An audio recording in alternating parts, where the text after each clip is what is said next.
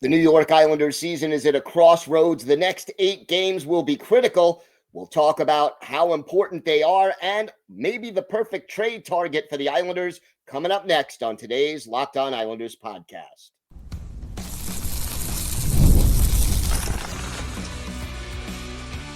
You're Locked On Islanders, your daily podcast on the New York Islanders. Part of the Locked On Podcast Network, your team every day.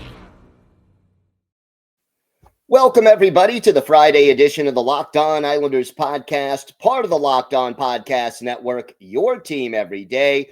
I want to thank everyone who makes Locked On Islanders your first listen every day. Don't forget to subscribe on YouTube or wherever you listen to podcasts so you never miss an episode.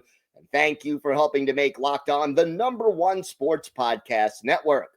I'm Gil Martin. I've been covering the New York Islanders for 2 decades, and I wrote the book Ice Wars on the history of the Islanders' rivalry with the Rangers from 1972 till the modern era. So glad you could join us and talk a little Islanders hockey today with us. And we have got so much. This is a packed show today. We're going to talk about maybe the perfect target for the Islanders at the trade deadline, the pros and cons of making that move. Plus, the next 8 games are going to be critical for the Islanders. They have 8 games between now and the Olympic break, and how they do is going to maybe determine the path of the rest of the season. We'll also preview Saturday afternoon's matinee at home against the Buffalo Sabres, one of those 8 critical games. There has been so much debate over the course of this season as to what Mathieu Darche should do at the trade deadline. There are those people who say, got to go and be buyers, got to go out and get another player. This team has showed they have potential. And as GM, he owes it to the players to go out and add to this roster to give them a chance at a long playoff run. There are those people who say anything the Islanders do this year is gravy. Do not sacrifice picks and prospects to add something now. Keep building and get to that we are perennial contenders level that Mathieu Darche spoke about when he had his introductory press conference. And then there are people in the middle who kind of say, got to stay put, right? Don't jeopardize the future, but don't give up on this team. So maybe you don't trade J.G. Pageau or Anders Lee because you owe it to the team to at least let them finish the season and see where the chips may fall. So there's a spectrum of beliefs among Islander fans, and very often opinions change based on whether the team won its last game or lost it. I will say this. If the Islanders are going to be buyers, and I do not think they should be buyers in a big way, but if the Islanders are going to be buyers, I will lay out what I think they should be adding. And there's 3 main things. Obviously, this team needs more goal scoring. I think that goes without saying that if you look at the difference between, let's say, the Stars, the Avalanche, the Lightning, there's a lot more scoring depth on all of those teams and a lot more depth of skill players than there are on the New York Islanders. So probably you need 2 more goal scorers to truly be a contending team, but one would be a good first step, okay? You need another defenseman because right now the Islanders kind of are playing cover up on that third defense pair. They don't have a sixth defenseman who they seem to trust. Isaiah George, probably the quote unquote next man up on that, but we don't have it. And then across the board, you need a little more grit and physicality. Everydayers, yesterday we spoke about this on the show, that this team went through an entire game in Seattle where the whole team had only 7 hits for the game, and the 6 defensemen only had a total of 2. Got to have a little more grit, got to be more difficult to play against if you want to make that playoff run work. Those are your needs. And the thing that I don't want to see is I don't want to give up on some of the younger prospects or the high picks. Look, this 2026 draft is supposed to be very deep. And yeah, the Colorado Avalanche pick that the Islanders possess may be, if they win the Stanley Cup, the last pick in the first round. And even if they don't win the Stanley Cup, it'll be close to the last pick in the first round because their record right now is outstanding. But ultimately,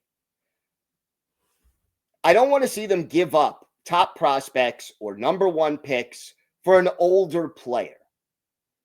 And to me, if you're going to go all in, so to speak, and give up a Cole Yzerman or one or both of your first round picks in this year's draft, and I really don't want to do that. But if you're going to do it, you got to get a younger player who is not a rental. So if you package JG Pageau and the Avalanche's number one pick, and I'm making that up as an example, I don't want a Steven Stamkos, as good as he is, because of his age and the cost it would to acquire him and his cap hit. Mostly the age, okay? I want to get a player who is like 27 years old or less. If I'm adding a goal scorer, let's say, or a major addition to the blue line, I want to add a player who is going to give this team not just, 6 to 8 weeks of contributions, but who is going to fit the timeline when you're building around Schaefer, when you're building around eventually Eklund and Aitchison and, Yzerman and whoever these younger guys are that are going to be part of this team going forward. I want someone who is not going to be 38 or 39 when these guys are up and mature and are ready to play. And the other factor that you have to take into consideration that I think is kind of delaying some trades right now. You look at the standings. And in the East especially, everybody's, in the race. There is no team right now in the Eastern Conference where you just look at them and you say, you know what? There is no chance that this team is in the playoffs. Because right now, the worst team in the Eastern Conference by point total is the New York Rangers. And they are the only team in the entire Eastern Conference that is below NHL 500. Now, the problem with the Rangers being sellers is they're probably not going to make a major deal with the Islanders. That's history. There's only been 3 deals ever between these two teams, and they haven't been blockbusters. So most of your sellers are going to come from the Western Conference, at least as of now. You have your Winnipegs, your St. Louis's, your Vancouvers, your Calgarys. Those are your sellers right now. Everyone else is in the mix, as they say. So out of all the players that are possibly available, and I'm talking about at least up until the Olympic break, one guy who I think could really help the Islanders, who would fit the age criteria barely, is Jordan Kyrou. He's 6'1", 189 pounds. He is 27 years old, will turn 28 in May, has had 30-plus goals in the last 3 seasons, 37, 31, and 36. This year, he's struggling, but let's face it, the Blues are struggling. In 40 games, he has 9 goals and 21 points, on pace for his worst season since 2020, 2021. But you know that he would probably benefit from a change of scenery. And let's face another fact. Kyrou, in addition to being a goal scorer, he's gotten votes for the Selke Trophy, right? He is a guy who plays a full 200-foot game, who is young enough that if this team is ready to contend in 2, 3, 4 years to be true cup contenders, Jordan Kyrou would be right there with you. And I just think that he could really be a great addition. Put him on a line with, let's say, Horvat and Barzal, and you've got one heck of a top line. So, to me, again, you probably have to give up at least one first-round pick. I wouldn't trade the Islanders first-rounder, but for Kyrou, I would be willing to trade the Avalanche first-rounder. I would throw in, maybe, if you could get someone to take a Jonathan Drouin, a Scott Mayfield if he's willing to waive his no-trade clause, even an Anthony Duclair if he's willing to waive, a Maxim Siplikov, guys who this team certainly could trade. I'd be willing to do that because it's not a rental. It's not a short-term thing. I still don't see this team as being 1 or 2 players away from legitimate cup contention. Even with the addition of Kyrou and, let's say, a third pair steady defensive defenseman, I don't think this team is one of the top 5 or 6 cup contenders in the league. Probably more like somewhere in between 10th and 12th. And under those circumstances, the only kind of a deal I'd be willing to make to add a player is a younger guy, someone between, let's say, 21 and 27 years old, who's still in his prime or entering his prime and is able to help this team, not just this season, but for the next 2 or 3 or more years. And Kyrou checks all those boxes. He's on a team in the Western Conference. He's on a team that clearly will be sellers at the deadline. I think he would check all the boxes. Now, I expect there to be a flurry of trades between now and the Olympic roster freeze, which takes effect on February 4th. And then you have the trade deadline. So, going to be interesting to see how it all plays out. But to me, Jordan Kyrou checks a lot of boxes if you think this team should be adding players at or before the trade deadline. Let's see what Mathieu Darche does. I still think it's very possible that the Islanders are fairly quiet at the deadline. I would still look to trade J.G. Pageau and Anders Lee because I don't want to lose them for nothing, and I think it would be a mistake to extend them. But we'll see. We'll see what Darche decides to do. Talking about that, the next 8 games are going to be critical in figuring out what Darche decides to do. We're going to talk about that next on today's Locked On Islanders podcast. Today's episode is brought to you by FanDuel. FanDuel is officially in playoff mode. Every game day during the NFL playoffs, FanDuel is giving customers even more ways to get in on the action. Because right now, every NFL playoff game day, FanDuel users get a profit boost pack waiting for them inside the app. Each game day, you'll see a pack loaded with multiple profit boosts you can apply to the bets you like the most. Open your profit boost pack first thing on game day and see what boosts you want to apply. The boosts let you lean into your game day instincts, whether you're backing momentum, defense, quarterback, player, coaching, and the boosts give you more juice on the bets you already like instead of forcing you to bet something new. Every play feels bigger, and the boosts make your bet feel that way too. You make the picks and then apply your profit boost to go after even bigger payouts while the playoffs get rolling. So visit FanDuel, an official sportsbook partner of the NFL, and grab your profit boost pack every NFL playoff game day.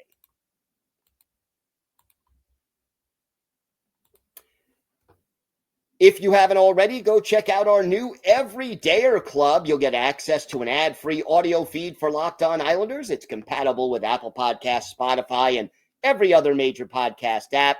You'll also get an invite to the members-only Locked On Everydayers Club Discord server, which includes a group chat just for listeners of Locked On Islanders. I'm hanging out in the Discord chat room. Happy to talk with you, and you'll also be talking with some of the most passionate Islander fans out there. So definitely check this out. Go to lockedonpodcast.com/everydayer or check out the link in our show notes for more information. There are 8 games for the New York Islanders between now and the Olympic break. And these 8 games are going to really determine how Mathieu Darche handles the rest of this season, how he handles the trade deadline. It all starts Saturday, tomorrow, Buffalo, 1 o'clock in the afternoon. You're going up against a team that you're battling for playoff position with, especially if the Islanders are in a wild card spot. Monday, in Philadelphia, another team that you're battling for in the Metro. Then you go Wednesday, and you end up with Wednesday and Thursday of next week, a home and home with the New York Rangers. Yeah, the Rangers are probably the only team in the East that's out of the playoff hunt, realistically. But that's your rival, right? That's your number one rival. That's going to be one heck of a couple of games. And boy, would it be great to sweep the Rangers this year. Next Saturday, hosting the Nashville Predators, a team that got off to a really slow start, but is now fighting for playoff spot in the West, and that's the only Western Conference team in these 8 games. And then you have 3 games in 4 nights to close out the pre-Olympic break. All divisional games in Washington, at home against Pittsburgh, and in New Jersey. All 3 teams that the Islanders are battling for playoff position with. 8 games. You go 6-1-1, let's say, in those 8 games, you're showing Mathieu Darche that you're a contender, and maybe he needs to add. You go 1-6-1 in those games, and you're showing that maybe this quick start, it wasn't as good as it looked. You're better than you were a year ago, no question about that.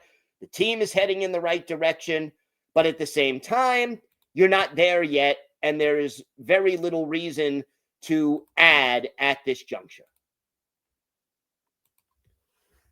You go in the middle, let's say you go 4-4 or 3-3-2 in those 8 games, and it gets a little muddy. And you sort of have to see what Mathieu Darche is going to do. But ultimately, you have a roster freeze during the Olympic break. First week in February, no trades after that. And there will be no actual Islander games, specifically, for 2.5 weeks. You have that last game on February 5th in New Jersey. And then your next game is 3 weeks after that, to the day, February 26th in Montreal.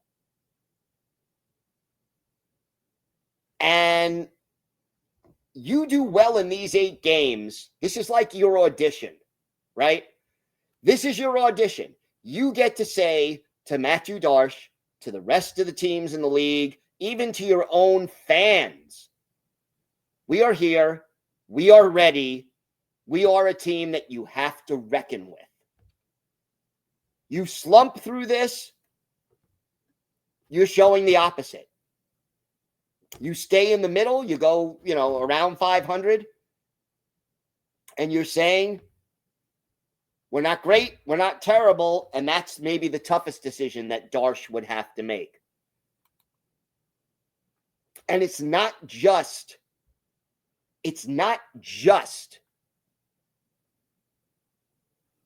the timing of these games. It's who you're playing. 7 of the 8 games are against Eastern Conference teams that are in the playoff hunt. The last 3 games and 6 of the 8 games are against division opponents. So these are the equivalent of 4-point games, especially if you end up winning or losing in regulation. The loser point drives me nuts. It has to go, but that's a different discussion for a different day. How this team does in the next 8 games will really determine what Mathieu Darche decides to do at the trade deadline. Because you know what? After the Olympic break, there's like 3 or 4 games before the trade deadline. So there's that. There'll probably be a flurry of trades right before the Olympics, and then you have the break, and then there'll be the big flurry of trades after the Olympics and up until the trade deadline. What this season looks like strategically will be largely determined at this point by how the New York Islanders do in these 8 games. And is this team equal to the challenge? Will they get the best out of Ilya Sorokin? Will Bo Horvat's return have an impact on the way this team plays? These are all things that we have to know. Will Jonathan Drouin and Maxim Siplikov ever break out of these slumps?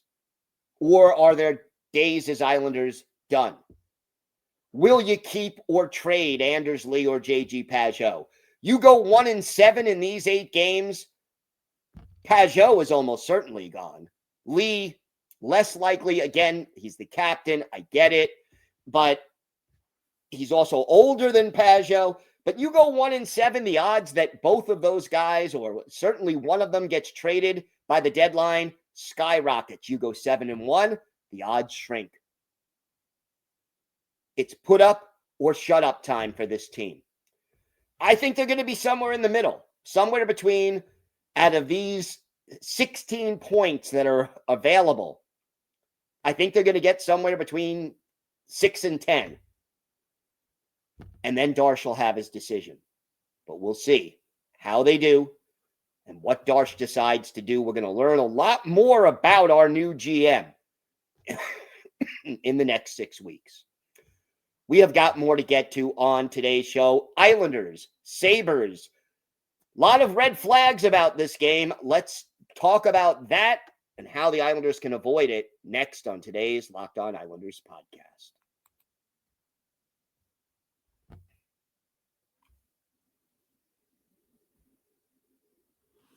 One o'clock Eastern time, Islanders, Sabres, home game.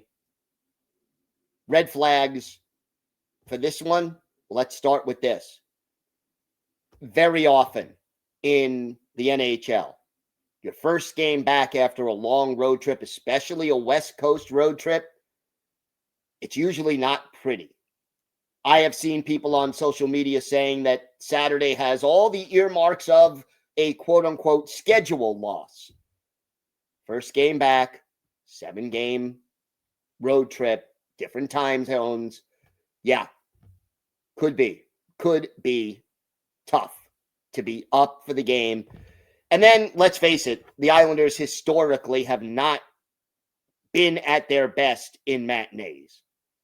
Home or road, the Islanders do not seem to bring their A game during most matinees. So it won't be easy. You got to overcome that. Hopefully, Bo Horvat is back. We don't know yet, but that's what they've been shooting for. And you're going up against the Buffalo Sabres team that is all of a sudden, that Buffalo Sabres team is in the playoffs. If the season ended today, Buffalo is your first wild card.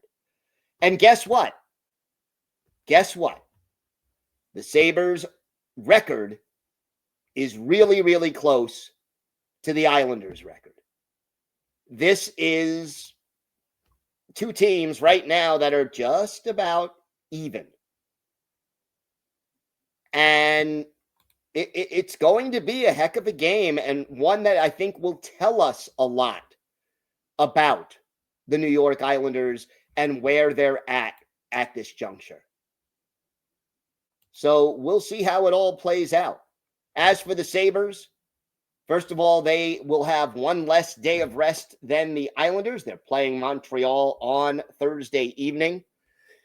And Ukko-Pekka Luukkonen is in goal for them tonight. So we'll see whether that means that they go elsewhere with the goaltending on Saturday.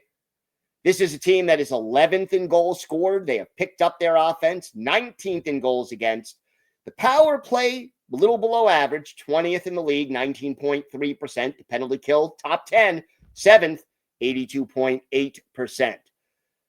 Tage Thompson, 26 goals, 51 points, leads the team in both categories. Rasmus Dahlin leads the team with 29 assists. Alex Tuch, 41 points. Josh Doan, 35 points. This is a team that really has taken a jump since they fired their GM. The line combinations, Tage Thompson, Josh Doan, Alex Tuch, a very dangerous first line. Ryan McLeod centers the second line, Jason Zucker and Jack Quinn on either side of him.